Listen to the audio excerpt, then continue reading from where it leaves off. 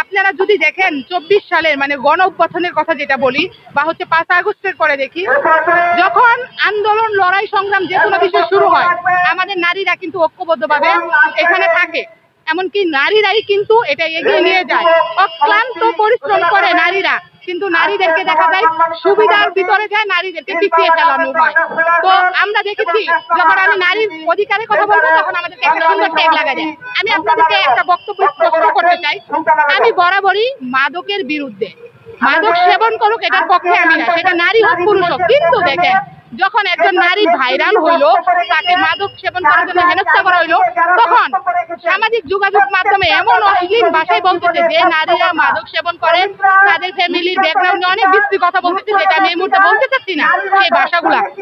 কিন্তু আমার কথা হচ্ছে একই অপরাধী যদি পুরুষ হয় সেক্ষেত্রে তাদেরকে কেন এই কথা বলতেছে না? তো নারী হিসাবে কি মানে নারীকে কেন্দ্র করে কি এত কিছু বলার?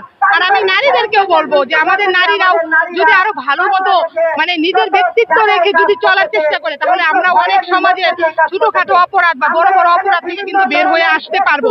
কিন্তু নারীকে কেন্দ্র করে যে এত কল্পনা, এত জল্পনা, এগুলা বন্ধ হোক। কারণ আমরা এখন দেখেন প্রত্যেকদিন দেখবেন দর্শনের শিকার হচ্ছে, হয়রানির শিকার হচ্ছে, নির্যাতনের শিকার হচ্ছে, গণপরিবহনে দেখেন আমাদের মেয়েদেরকে শারীরিকভাবে লাঞ্ছিত করতেছে, ওইখানেও কিন্তু যৌন হয়রানির শিকার হয়। আমরা দীর্ঘদিন থেকে আইএলও কনভেনশন 190 নিয়ে আন্দোলন করেছি, যেটা জাতিসংঘে যায় এই আইনটাকে তারা পাস করেছে, কিন্তু বাংলাদেশে আইসে যখন আইন করবে, এখন কিন্তু আগের সরকারও করে নাই, এই সরকারেরও এটা নিয়ে কোনো কথা নাই। তো আমাদের কথা হচ্ছে যে আইনটা যে একটা আইলো, একটা কনভেনশনটাকে পরবর্তী সময়ে 1 থেকে 1.5 বছর সময় থাকে সেটাকে আইন করতে, কিন্তু সেই আইন তো হচ্ছে না। এখনো কেন আমরা নারীরা রাতে কর্মস্থল থেকে ফেরার সময় বা কর্মস্থলে যাওয়ার সময় আমরা নিরাপত্তা বোধ করি না? কেন আমরা সবসময় অনিরাপত্তার ভিতরে কেন থাকবো? আমরা যদি নতুন স্বাধীনতার কথাই বলবো, তাহলে নারীদের স্বাধীনতা কোথায়? আপনারা কিন্তু দেখেছেন স্কুল কলেজ ভার্সিটিতে কিভাবে নারী শিক্ষার্থীরা রাজপথে আন্দোলন করছে, আমাদের শ্রমজীবী মানুষরা আসছে।